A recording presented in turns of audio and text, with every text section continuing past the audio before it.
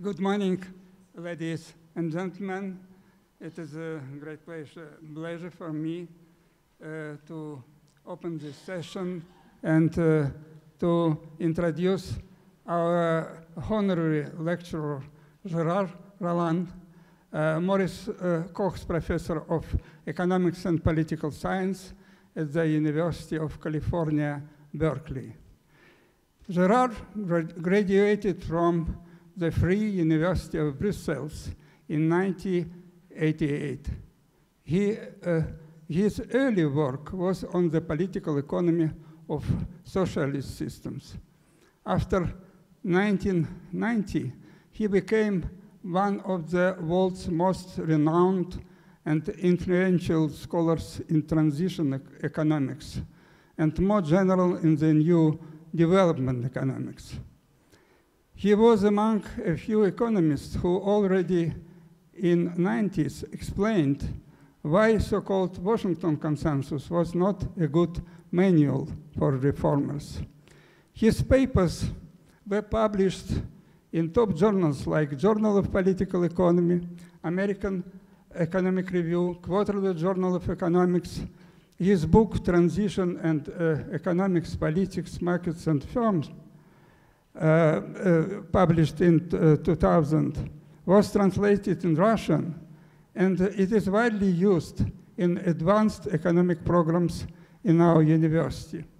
He serves as an editor of the Journal of Comparative Economics, and he is now a top scholar in this important area. Now we get a chance to listen his lecture, Comparative Economics in Historical Perspectives, but previously maybe you say some words, yeah? Okay, thank you. It's a pleasure to be here with you, and on behalf of the Association for Comparative Economic Studies, we really appreciate the work that the local committee has done to put together what looks to be a really intellectually exciting and rewarding program. Since Professor Polterovich has already kind of outlined Gérard's biography, let me just say the title of his talk is Comparative Economics in Historical Perspective, and what he's going to argue is that actually this dichotomy between what we might call centralized systems and market-oriented systems certainly predates the current and previous century, that in ancient times as well this dichotomy existed and perhaps had important implications for the evolution of these societies.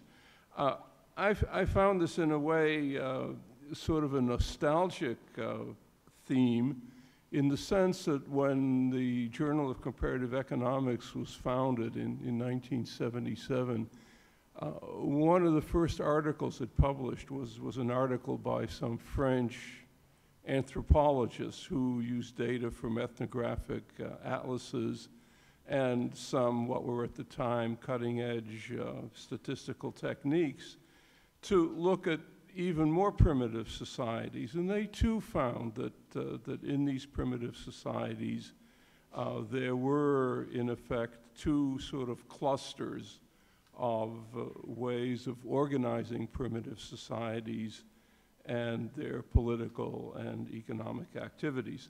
So without further ado, we'll turn this over to Professor Roland. Well, thank you very much. I'm very honored to be here. Thank you very much to Viktor Polterovich for the very nice words of introduction. I've always respected Viktor as one of the most admirable economists in Russia for many decades, actually, for his work both in mathematical economics and also in transition economics. And Joe Breda has been a pillar of comparative economics for decades, played a big role as editor of the Journal of Economics through his publications also, and has been leading the Association for Comparative Economics for many, many years. Thank you also for inviting me. Thanks a lot for the hosts of Higher Economic School. I'm really thrilled to be here, and especially as was indicated, you know, this is a special year since this is the 100th anniversary of 1917. For those of you who are interested, there are many historical sites that, you know, can be seen here related to the revolution. And of course, the events of 1917 are certainly initially the historical reason why comparative economics was founded. So the title of my talk here is Comparative Economics in a Historical Perspective. Okay. Okay, so Joe already explained a little bit what I was going to say, but traditionally comparative economics has been thought of mostly as a 20th century phenomenon. When after the Russian Revolution, when the central planning system was established, there was actually a competition throughout the 20th century between the socialist economic system and the capitalist economic system. And the field of comparative economics tried to study both systems and to try to do a scientific comparative analysis of both economic systems. But fundamentally, this is seen as a 20th century phenomenon. And so you think it started with the Russian Revolution, and you know, it has evolved. There's going to be a panel tomorrow on the future of comparative economics, which certainly has evolved completely because socialism has completely disappeared except in North Korea. Even in Cuba, it's kind of in transition. So comparative economics has had to reinvent itself, and we're going to talk about that tomorrow. But so a little bit the idea that is implicit in all this is that the field of comparative economics is really about the comparison of socialism and capitalism. The idea that as a consequence of industrialization, which is pretty recent, you know, that's 200 plus years, that two economic systems appeared. The capitalist economic system, the socialist economic system. There was a rivalry between both, and socialism failed. It's a little bit, sometimes I tell my students, a little bit at the early 20th century, to transport people by air, there was either the airplane or the Zeppelin, and people didn't know which one would win, but we know what happened. You know, the Zeppelin failed. So, okay. But actually, if we go back in history, and that's really going to be the topic of my talk, if we go back in history as early as what Karl Jaspers called the axial age, you know, that's very early in time. So the axial age is, you know, between the 8th and the 3rd century BC. So that's, you know, thousands of years ago. We will find that you had very different institutional systems. And this is something that's been neglected. This comparative analysis of historical systems has been neglected in history. And actually, you know, Jaspers called this the axial age because many philosophies and religions that are still today fundamental in our world emerged around that time. And so these philosophies actually very often reflected the institutions that existed at the time. And so if we look back to that period, we will see, you know, really, this is really about ancient history. We will see that some systems, like ancient Egypt, ancient China, the Shang dynasty, the Zhou dynasty, you know, we can't go further than the Shang dynasty really because we don't have that much evidence. But also Peru under the Inca, and you know, and many others. were actually more like centrally planned economies. These were not industrial economies, because industrialization happened much later on, but they functioned very much like centrally planned economies. I will call them statist systems. Other systems, like Mesopotamia, starting with the Sumerian city-states, but then later Babylon, etc., Athens, the Aztecs in Mexico, the Champa, which is basically the territory of what is today South Vietnam. These were more like market economies, and I will call them market systems. So I'm not sure my choice of words is the best here, but at least it keeps it simple: status systems and market systems. And then you had many other systems that were kind of in between, a little bit in between. So Max Weber, great social scientist as we know, introduced the term of patrimonial state to characterize states like ancient China and others. And he was actually doing research exactly on the topic that I will be talking to you about today. Karl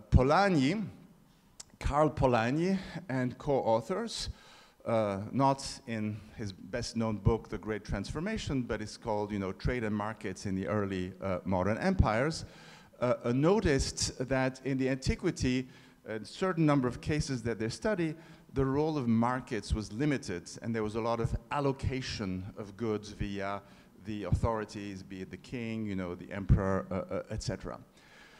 Trigger, who's actually an archaeologist, Bert Trigger, very well-known archaeologist, provided a very interesting classification of ancient societies based on archaeological evidence. It's thanks to work of people like Trigger, but also others, that we can rely on a lot of archaeological evidence about the structure of institutions in ancient times. And Trigger emphasized mostly the difference between territorial states and city-states. So given our history, given what happened in the last 500 years, we tend to think of territorial states as kind of the natural boundaries of a state. And then, we know that certainly, ancient Greece, ancient Athens, Mesopotamia, etc., you had city-states. But actually, it turns out that city-states in the antiquity were much, much more widespread than what we think. And so this is kind of interesting finding. Very recently, there's a paper by Greif and Tabellini. Greif actually gave the keynote for the first World Congress in Comparative Economics, where they analyzed the cultural determinants of the relative importance of clans in the formation of cities in China, where clans were very, very important. So cities were kind of groupings of clans, and cities in Europe, which were actually quite different, and where you had citizens and then stratification of people living in cities. Macfarlane, who's an English historian, wrote a book in 1978 where he found traces of what we call today individualism in England, going at least back to the 13th century. And so he does a comparison between England and continental Europe, finds quite stark differences. And so I think, and that's what I hope I can convince you of, that comparative economics can play an important role in understanding different institutional systems in the past. So now, why does it matter? Of course, by curiosity, we're intellectuals, we're interested in what happened in the past, but why does it matter? I think, and I will claim, that it matters enormously to understand the world's long-run tendency. There's very well-known work by Alberto Bizin and Thierry Verdier about the coevolution of institutions and culture, and I think this is actually very, very important work.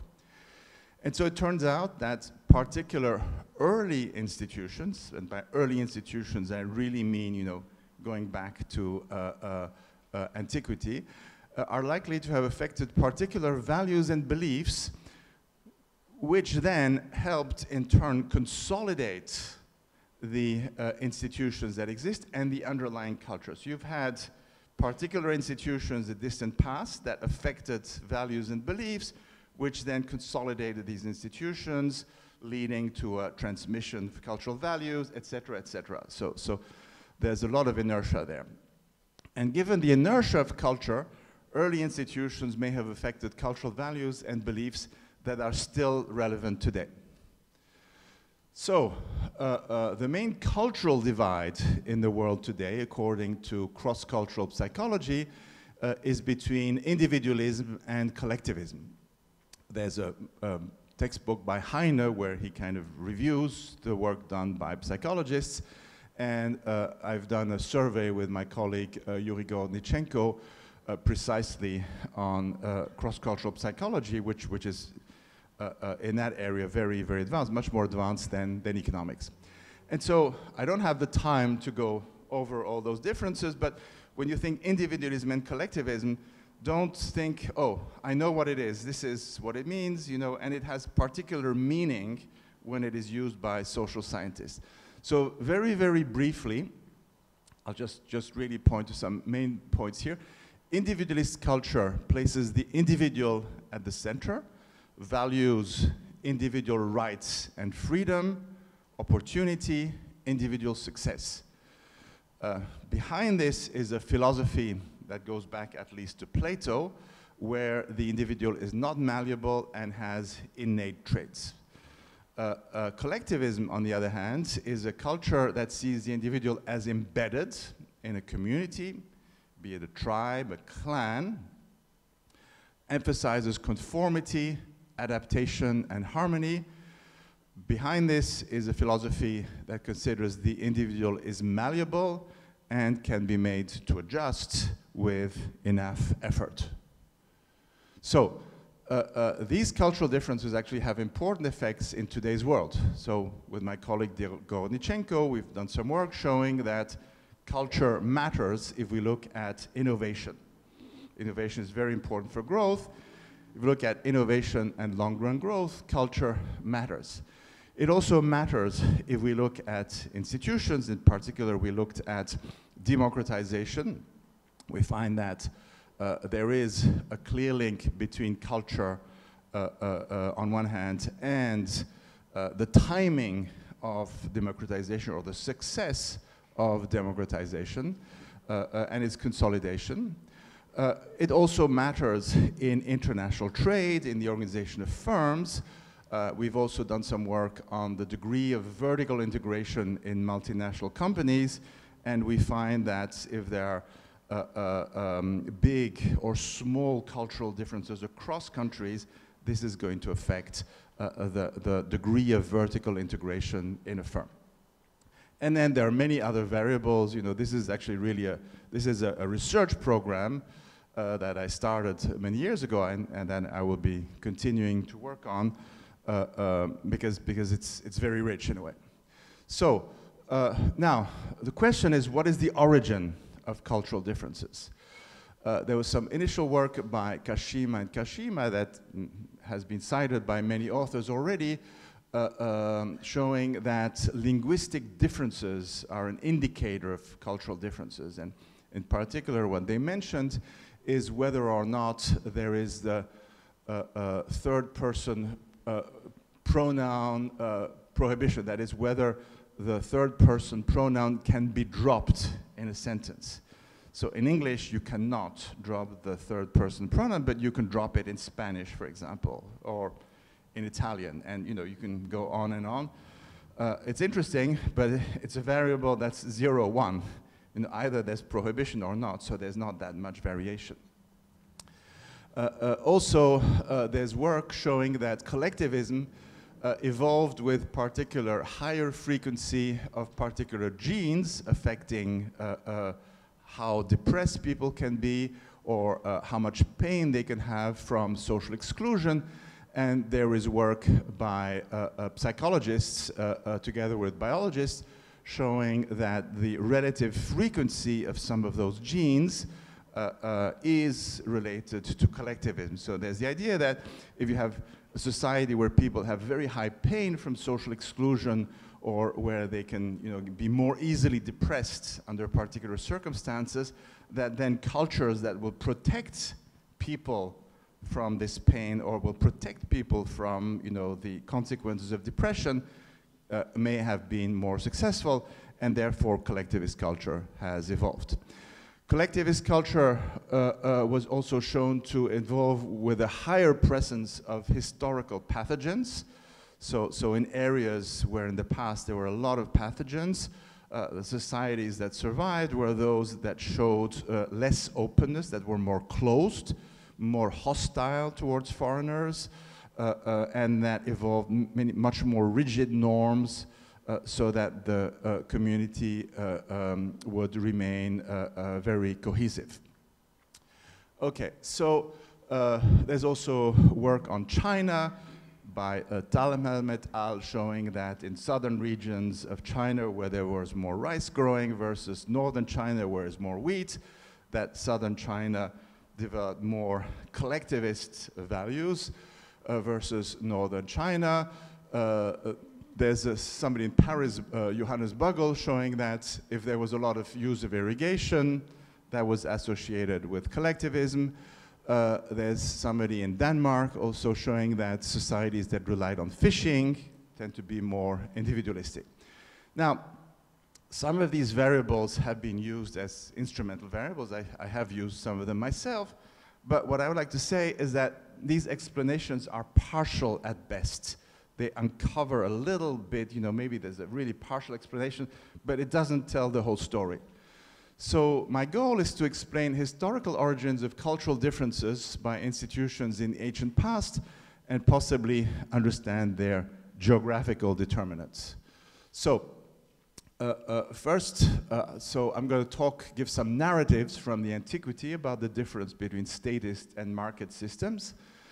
Then I'll talk a little bit about clusters of institutions that matter for development of modern cultural differences. I'll explain to you a new database that we have been building. It's not quite completed, but it's sufficiently in progress that I can show you some results, and then I'll give you some preliminary descriptive results and conclude. Okay, so one interesting example is Egypt versus Mesopotamia. Egypt was a territorial state. The boundaries, were over a particular territory. There were very fertile and homogeneous production conditions around the Nile. You can still see this today. If you fly, above the Nile, you'll see that it's very green, around the Nile, and then it's desert after that. In ancient Egypt, by the way, probably the most successful civilization in terms of duration that lasted more than 3,000 years. No other civilization has lasted that long. Resources were allocated by the government. Internal markets were limited, and foreign trade, and there was foreign trade, but it was carried by agents working for the government. Okay, so it was you were an agent of the government, not a private merchant.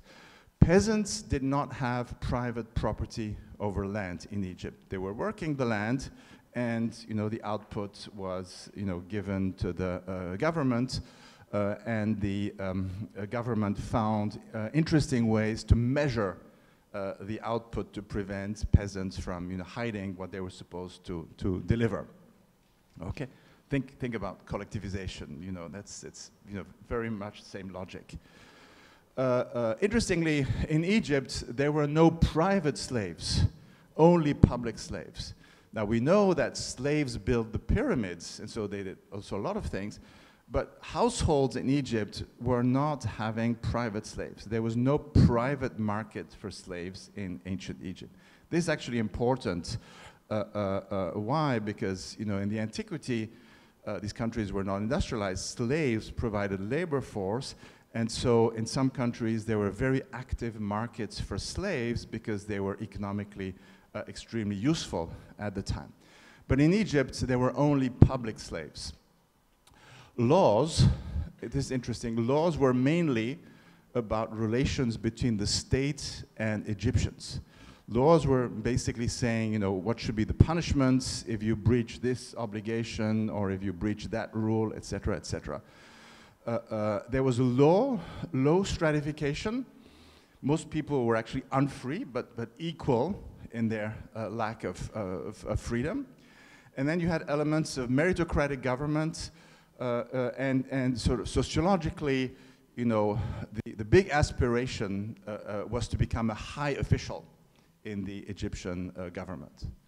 Okay, so Mesopotamia, on the other hand, was, for most of its history, not all of its history, most of its history was composed of city-states, starting from Sumerian city-states, for which we have actually a lot of evidence.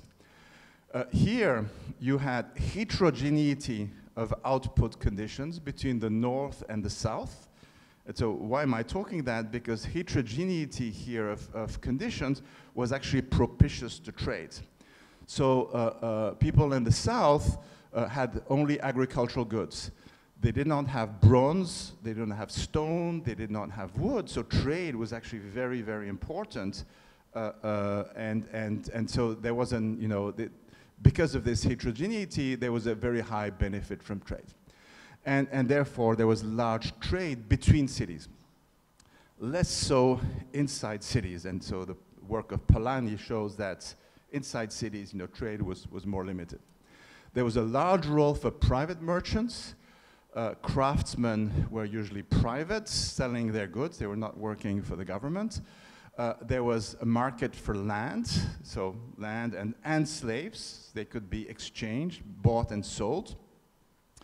The law codified relations between citizens. So there's really two legal systems. One is what I call, you know, a citizen to citizen. That's what you had in Mesopotamia, where in case of conflict between citizens over property or over, you know, something else, the law said what you had to do. And then you had like top-down law that was talking about, you know, what kind of punishments you had if you breached certain rules that were imposed by the ruler in society. And their aspirations in Mesopotamia for a large part of history were having large private land. People wanted to be large landowners, not high-level officials. Okay, now quickly I'm going to talk about some you know, comparisons. So in ancient China, the early Shang and the Zhou dynasties were very much like Egypt. Very much like Egypt. Homogeneous conditions of production along the Yellow River. Top-down law, the legalist doctrine kind of embodies that very much. You know, still today, when they talk about the rule of law in China, they don't necessarily mean the same as, you know, what they mean in the US or in Western Europe. There was a large role for clans, so that's different from Egypt, but there was a large role for clans, and the emperor managed relations with clans who were grouped in cities. There was very strong division of labor and specialization in early production. So we could see that the traces that we have about bronze production or, you know, craft works, etc., showed that there was much more, much larger specialization in production than in other civilizations. Prisoners of war were not taken as slaves, they were killed, mostly. And something also important, you had the early introduction of population registration in cities. So since I'm in Russia, the famous Propiska has actually historical origin that goes back to the Mongols and itself going back to China. This is actually important if we think about development of cities, but I'm not going to talk about that today. So ancient Greece and Assyria were more like Mesopotamia. There were high advantages from trade. These areas, at least ancient Greece, was more difficult to conquer, and it was also easy to evade taxes.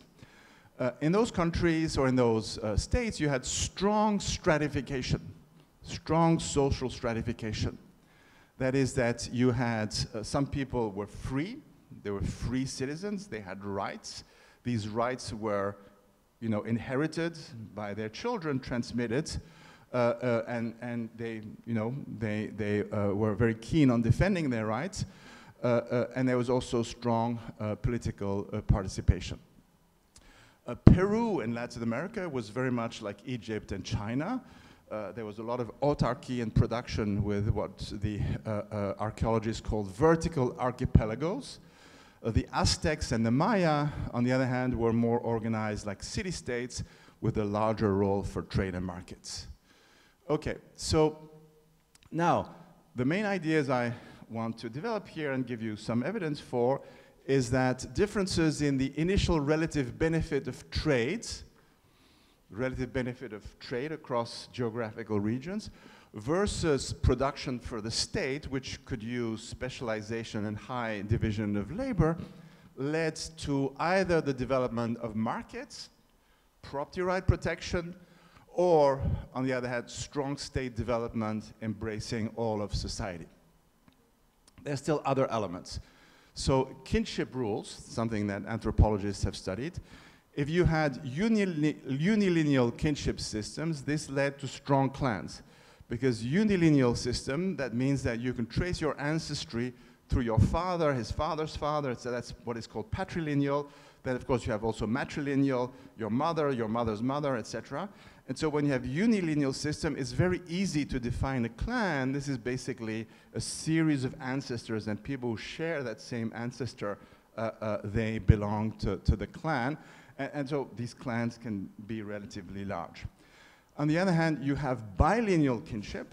Bilineal kinship, which was actually much more rare, but we've seen that in Scandinavia mostly, but also the Germanic tribes and in other places. With bilineal kinship, you trace your ancestors to your father's ancestor and your mother's ancestor.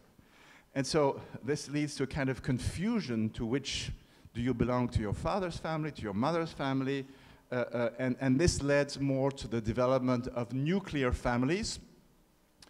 By the way, this is something that Macfarlane sort of shows that in England this was very important, but also in Scandinavia. And then when you have nuclear families, then people have to use the market much more. And if they have to use the market, then they need protection of property rights, etc.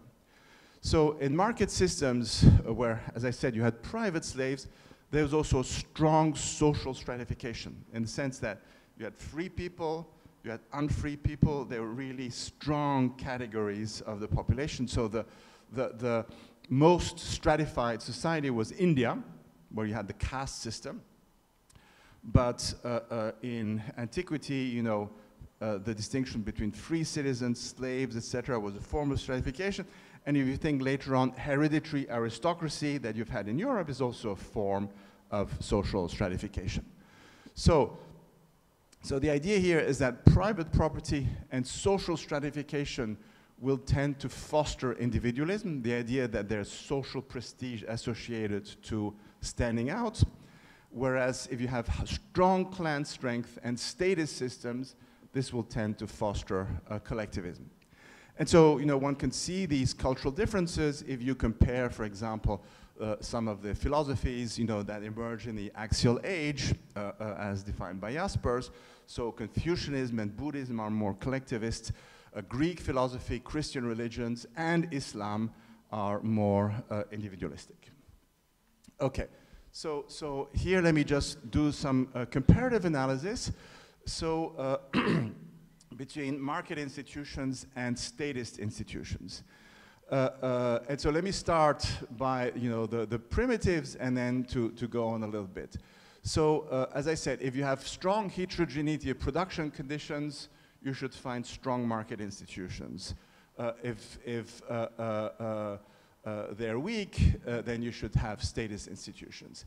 If there's easiness of transport, you know, that also favors trade, goes in the same direction. If you have closeness to hot trading zone, again, this, you know, gives higher benefit from trade. And so you should see these differences in market versus statist institution. There are other geographical variables that matter. One is the easiness of taxation, how easy it was to tax transport of goods. If it was easy, you had more strength to the state, which could strengthen the state. And so you would see that more in statist institutions.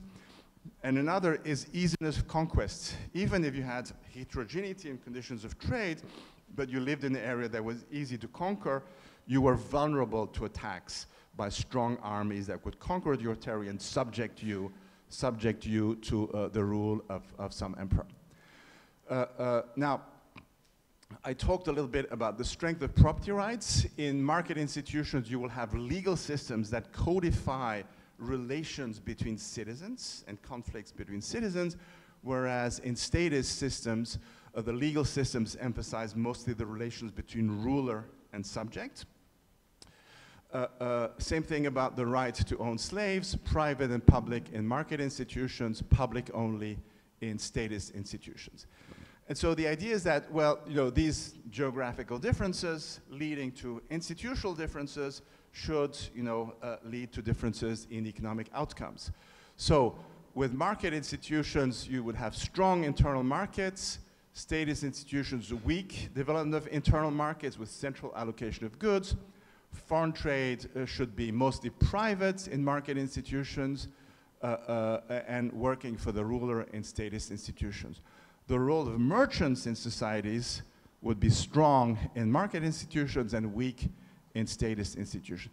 Same about the importance of cities, because cities are very important. Cities are, locuses of trade and agglomeration. So the importance of cities should be large in market institutions and weak in statist institutions. When it comes to government and society, market systems would tend to develop more city-states that were independent, whereas statists would have territorial states. You would have strong government decentralization in market systems, weak decentralization, thus strong centralization and concentration. Tolerant foreigners should be strong in market systems and weak in statist systems. Same thing about ethnic diversity. I already said a word about social stratification should be quite strong under market systems, weak under statist systems.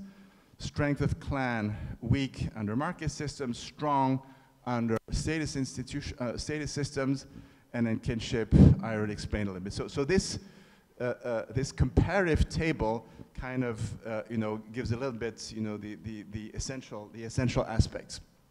Okay, now so you could say, well, this is just speculation. So can you go further than that? And so in the past 2 years, we've been building a database on all those variables that I mentioned to you with history students. So this involves enormous collection of historical information, and so we've done this for 97 countries. It can be done for more, but I can explain why we've done this.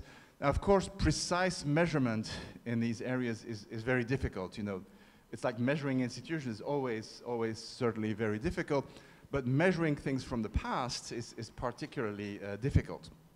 So, but as you know, especially those who are very familiar with econometrics, when you think of measurement, the most important thing is to be able to rank countries. If you can rank countries, whatever score you establish, if the ranking is correct, your coefficient may not mean very much, but its sign will be very important, and its significance will be very important. And so we've ranked societies according to these different variables. And this is still work in progress. This can be subject to measurement error. Now, the big difficult question is, where do you start? Where do you start? Many societies have a long history, and then you had critical junctures all along history. So what do you decide? An example would be ancient Egypt. As I said, the longest civilization of most of humanity, at least that we know about, it was completely wiped out, replaced by the Copts, the Christians later on, and then afterwards the Muslims. Okay, and then you can come up with many other examples to show that is a very difficult task. So what we've done, and this can be criticized, but what we've done, at least to try to be consistent in our work, is to try to focus on the oldest possible period when there were states or quasi-state institutions. So So the early states, to try to go back, you know, it's not necessarily the right decision, but if we go as back as we can in history, look at the state formation as far as we can, and say, okay, so, you know, what did it look like then, and then how does it look like today? This will certainly tell us something. Okay, so for Egypt, we chose ancient Egypt. For Greece, we chose ancient Greece, not the Ottoman Empire, because, you know, Greece was a very long time under the Ottoman Empire, et cetera, et cetera. And so we go back far in time. So in Latin America, mostly we chose the existing Indian civilizations, such as the Inca, the Aztec, the Maya, et cetera. Except if there was no large Indian civilization, we opted then for the institutions of Spanish colonialism. When there was a very sparse population, we chose the institutions of Spanish colonialism. In Africa, it's something actually that we discovered while doing this. Colonialism maybe left a big trace in African countries, but it didn't last that long. You know, colonialism in Latin America lasted, you know, many more centuries than in Africa. And so in Africa, we chose initial African institutions of dominant tribes. And so, again, so we chose this initial period of state formation. As I say, we have to be careful because there was a lot of time variation, you know, but so we looked at something past in time, see if there's a pattern, and then what we can learn from it. So the data I'm going to present are still relatively preliminary, but you know, there's some measurement error, and I'll show you the variables that we've been working on. And so we're going to complete this, but in the spirit of transparency, you know, we're going to publish a justification of all our rankings and our scores based on historical analysis. And we will put this on the intranet. I don't know yet in what form, but we will invite people to criticize and to make suggestions for possible modifications. And in particular, some of the geographical data that we've been using, they can be improved in many ways. Okay, so this is a correlation matrix. It doesn't show you much here because the significant ones are in bold, and so I'm not going to dwell much on this, but if you stare at the data, it's kind of interesting. So first, let me look at some of the some of the relations that I've been talking about. So here you have regressions on the intensity of domestic trade and the intensity of international trade. By international trade, I mean international private trade, and domestic trade, you know, domestic private trade. And so we see that there's a significant effect of 4 variables. The ease of transportation, which means that you can trade, you know, long distances, and if you trade long distance, you're more likely to be able to have, you know, interesting trade. Heterogeneity in trade conditions. This is a fundamental variable that we looked at. So if in a particular territory conditions of production were very much the same, this was less beneficial for trade. If it was more heterogeneous, like I mentioned for Mesopotamia, then this would be beneficial for trade. And so we see that with high ease of transportation, heterogeneity of trade conditions, and closeness to a trading hot zone of that period, of course, that had a positive effect on intensity of domestic trade and international trade. And also, by the way, yeah, column 5 and 6, the importance of merchants in society. So how, you know, whether merchants were respected, whether there were a lot of them, or whether they were seen as pariahs and, you know, people who needed to be criticized and put at the margins of society. So these 3 variables. And so we also see that easiness of taxation has a negative effect. So I don't need to explain much of that. That's going to be intuitive for many of you. So easiness of taxation has a lot to do with geographical conditions. So if you were close to sea and you could basically do a lot of basically do a lot of transport that was, you know, illegal or not taxed, that was better. But if there was, you know, just one or two trade routes that you had to use, it was easier for the state to put, customs posts and to tax people there. Okay, now here we look at the importance of cities, whether cities were very developed or not. And so we see that is also positively related to ease of transportation, heterogeneity of trade conditions, closeness trading hot zone. Easiness of taxation is not significant here, doesn't play any role. Easiness of conquests is not really robustly significant. Okay, now institutional effects. Whether or not, to what extent the law was mostly about relations between citizens instead of between ruler and subject. So, as you see, there was strong effects of intensity of domestic trade, intensity of international trade, importance of merchants, importance of cities. So you would think that those variables would affect the development of the legal system, and then in reduced form, you would have ease of transportation, etc. It's only ease of transportation that comes out significant, but there is strong autocorrelation between the data. Okay, another thing, to what extent you had private slaves or not. So, private slaves were positively associated with domestic trade, international trade, importance of merchants, and importance of cities, and same thing in reduced form. So the relationship about nature of the law and whether or not you had markets for slaves, private slaves in society is very important, and is the same. Okay, so here, kinship systems and clan strength. So the variable that's measured is the strength of the clan, okay? And we see that strength of clan was much stronger in unilineal systems than in bilineal systems. It's quite logical, but at least, that's what the data show us. Kinship systems and property rights. So I haven't mentioned property rights. So property rights is to what extent people's right to land, to private land, was protected, to what extent their children could inherit their land, to what extent they could buy and sell land. So basically, land rights, property rights of land, much stronger under bilineal than under unilineal. And again, it makes sense. Under bilineal, you tend to have more nuclear families, and people needed to use the market more, whereas with a unilineal system, everything was more allocated within the clan.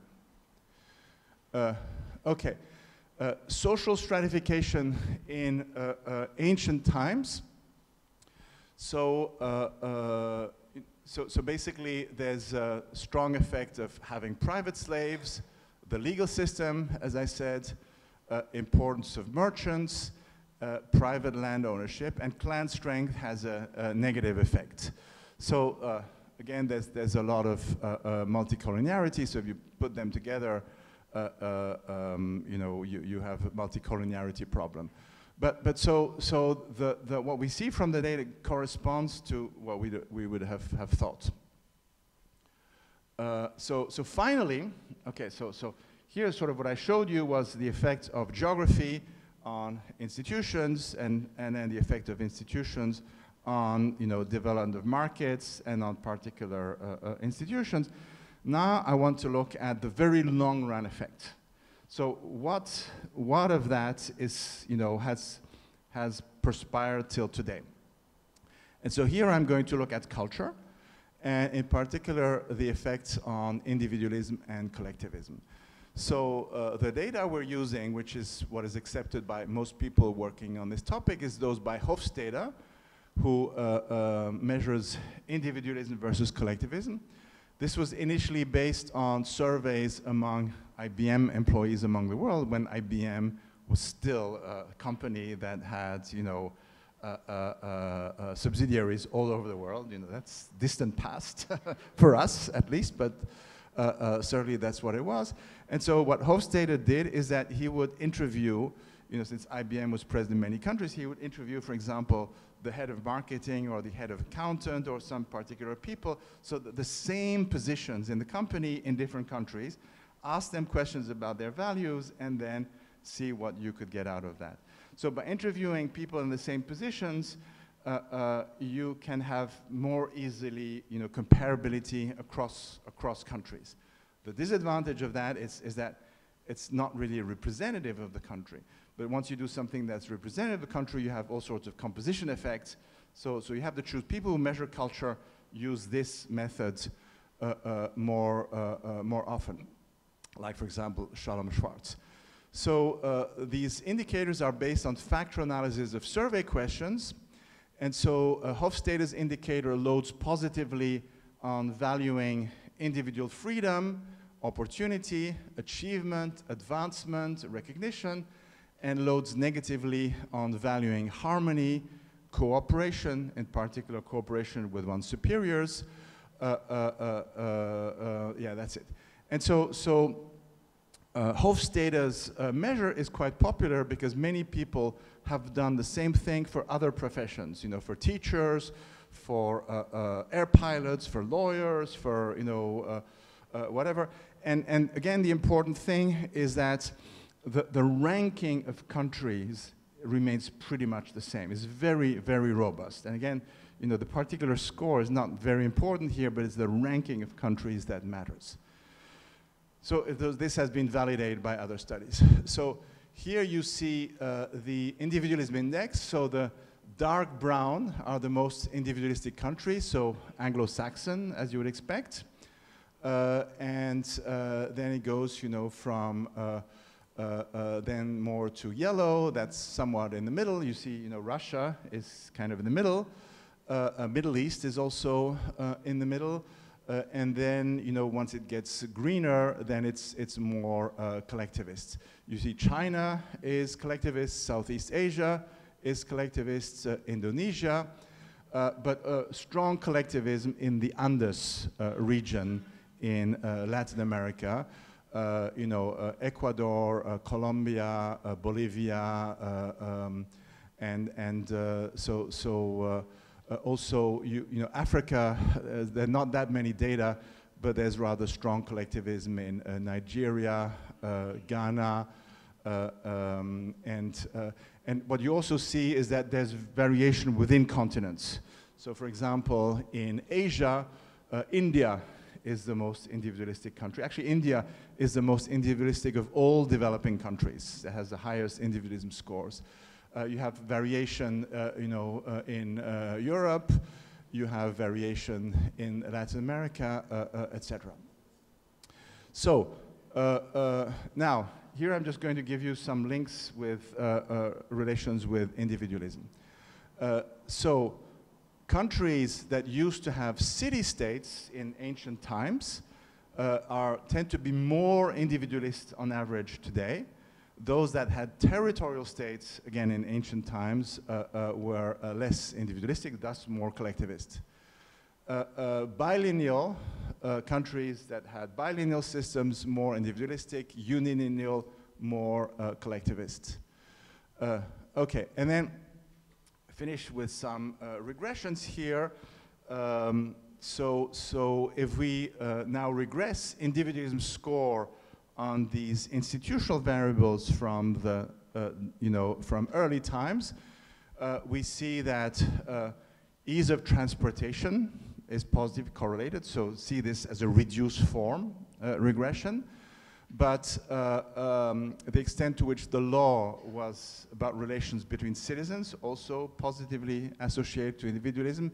The extent of private slaves also, so countries where there was very strong development of private slaves tended to be more individualistic, and also there's strong social stratification.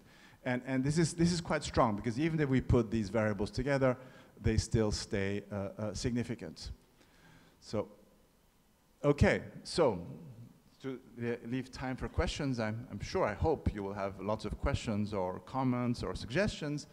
So beyond the 20th century that we have thought as really sort of the time where we should study comparative economics, history, and particularly ancient history, is very rich and largely undiscovered terrain for comparative economics. And I think, you know, this should encourage many people who are interested in the topic to look a little bit more at this. We have seen that there's a contrast between statist and market institutions in the past, with geographical determinants that are related to the strength of the benefit from trade relative to the benefits of economies of scale. It's a pretty simple economic trade-off, but it kind of works.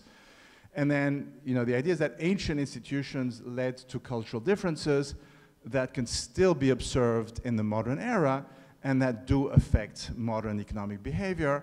I mentioned to you my earlier research on innovation, political institutions, you know, organization of firms, and many other variables I haven't talked about. Okay, thank you very much.